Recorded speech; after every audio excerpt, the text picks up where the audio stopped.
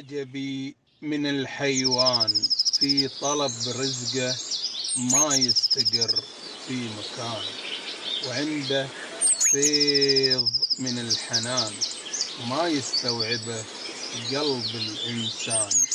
شوف العصفور يلف الأماكن ويدور، شايل في منقاره الميسور، يغره في فم عصفوره وهو في قمة سروره.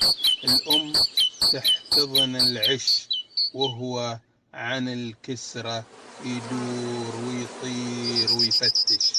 أسرة صغيرة والسعادة فيها كبيرة، بهمة يبني العش ويشيل أيام وأيام وأيام الغش.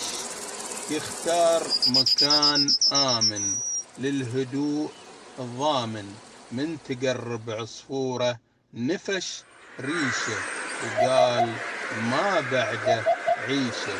عالم ثاني فيه الوفا والتفاني، يعلمنا طلب المعيشة. ابن آدم نايم لين تحرقه الشمس من ورا الدريشة. ابن آدم للأسف نايم لين تحرقه الشمس من ورا الدريشة.